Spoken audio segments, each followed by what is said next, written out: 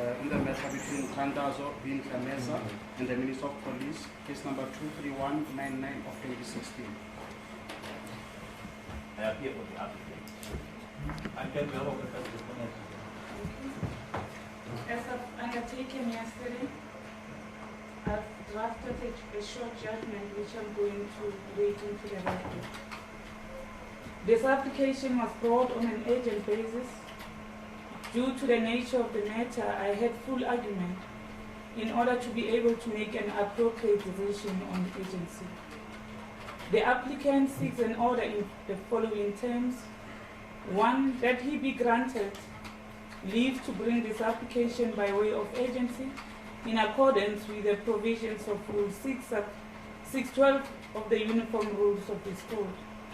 Two, that the first respondent, his employees and or agents be interdicted and restrained from 2.1, preventing, hindering, obstructing, intimidating, harassing, or in any manner the applicant from entering or being in the office of the national head of the Directorate for Priority Crime Investigation, the DPCI, situated at 1 Promet Building, 1 Crosswell Road, Silverton, Pretoria. 2.2, interfering unlawfully with the performance of official duties by the applicant as the national head of the DPCI. And 3, making public statements which embarrass, humiliate, degrade, undermine, and subject the applicant to contempt and ridicule. 3, directing the first respondent to return to the applicant forthwith the official vehicle and cellular telephone allocated to the applicant in terms of his conditions of service as the national head of DPCI.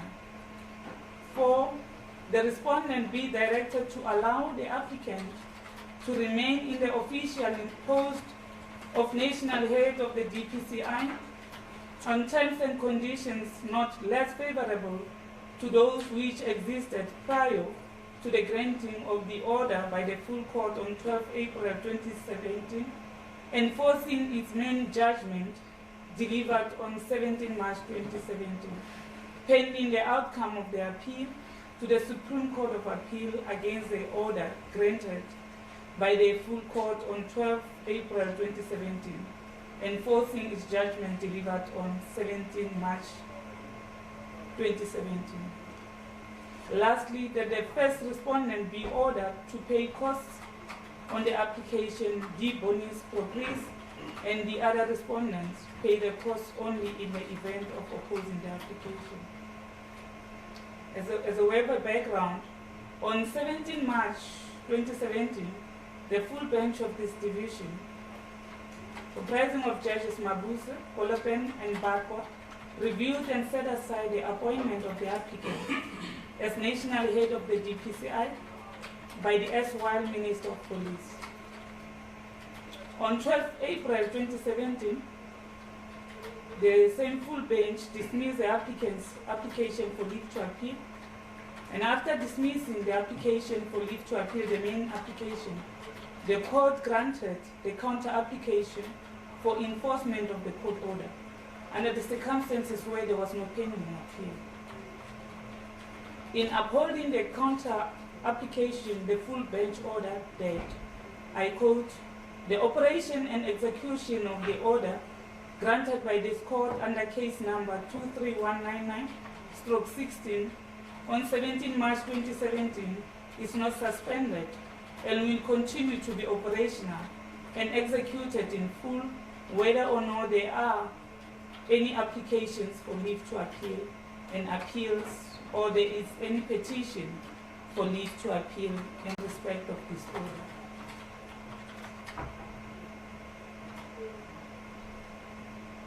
On 13 April 2017, that is a day after the full court granted the order, enforcing its main judgment granted on 17 March 2017, the applicant filed a notice of appeal to the Supreme Court of Appeal against the judgment delivered by the full court on 12 April. That is the enforcement order. The applicant maintains that, as stated in subsection 4, Roman figure 4 of section 18 of the Superior Court Act, the filing of the notice of appeal has automatically suspended the order granted by the full court on 12 April 2017, pending the outcome of the appeal against such order. According to the applicant, the wording and terminology used in paragraph 2 of the enforcement order is irrelevant because the section creates an automatic right of appeal against the enforcement order, irrespective of its wording or terminology. That is the wording and terminology of the enforcement order. On the other hand, the respondent maintains that the entire issue of whether the provisions of section 18 subsection 4, Roman figure 4, would apply with effect that the order would be automatically suspended has been addressed by the full court, which has granted an order that is binding on this agent court. The full court's order plainly stipulates that both the order in the main application and the order to execute the main order pending appeal will not be suspended, regardless of whether or not there's an appeal.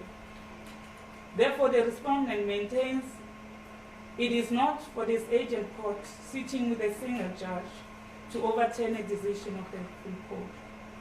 If the full court was wrong, that is a matter to be addressed with the Supreme Court of Appeal and not this agent court. It is incompetent to seek to undo the clear findings of the full court in this court. According to the respondent, the clear meaning of the latter part of the order is that the consequences of the 17 March 2017 order will remain in place not only if the applicant is to appeal, petition, or otherwise seek to set aside the 17 March 2017 order, that is the main application, but also if the applicant were to appeal, petition, or otherwise seek to set aside the 12 April 2017 order, that is the enforcement order.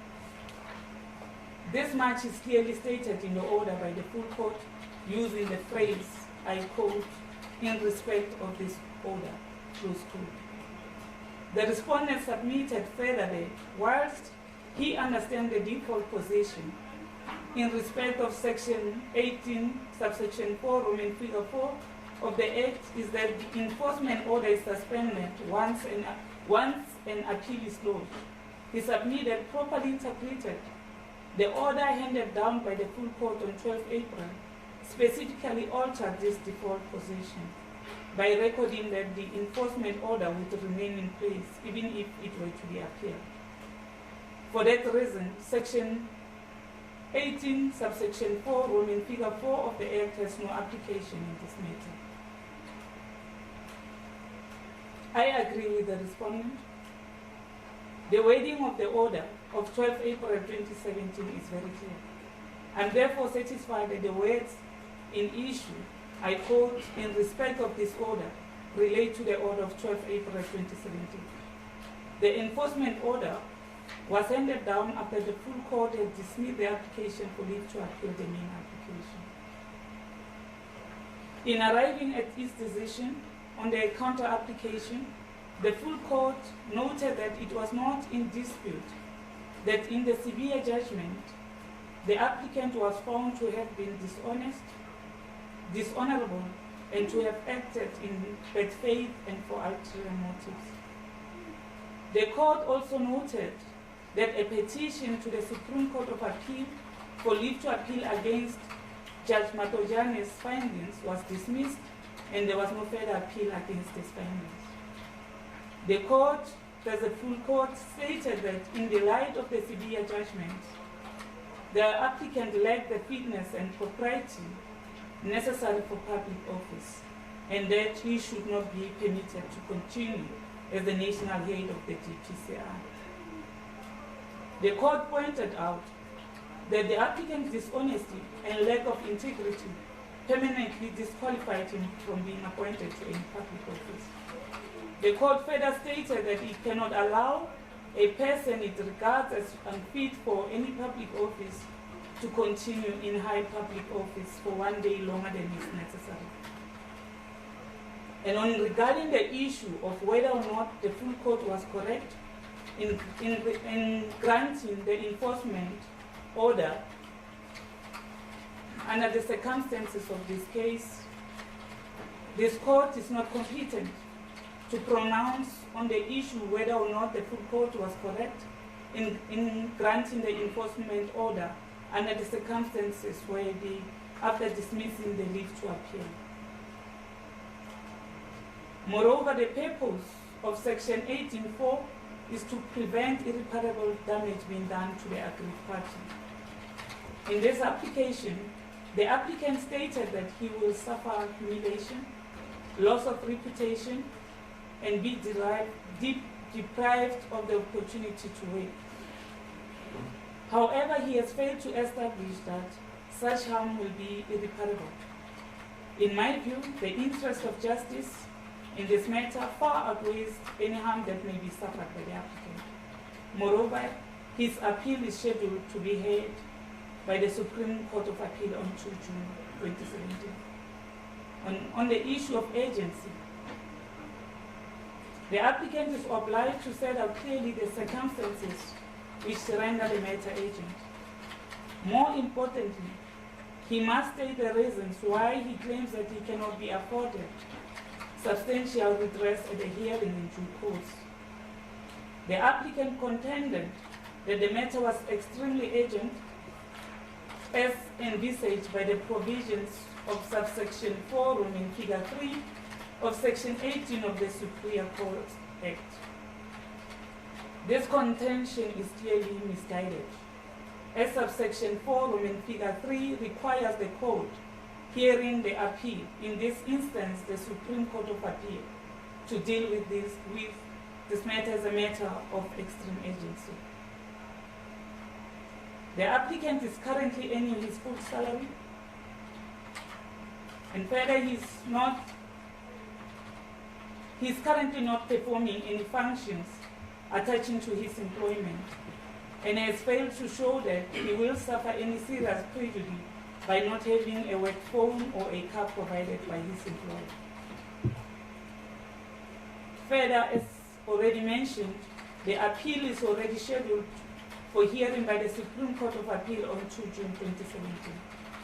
This will afford the applicant an opportunity to speedily obtain substantial redress if he is entitled to any. Having regard to the findings I made in this judgment, I am of the view that this matter is not urgent and should be struck off the roll. I accordingly make the following order: that the matter is struck off the roll for want of urgency, and the applicant is to pay the cost of this application, including the cost of 2 counsels. That's my order. Yes, the court. Please, the court. The court will adjourn. All right.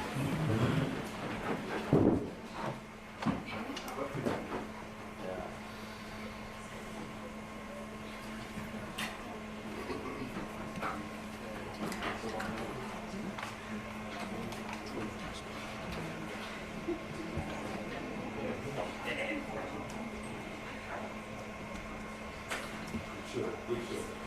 Good show.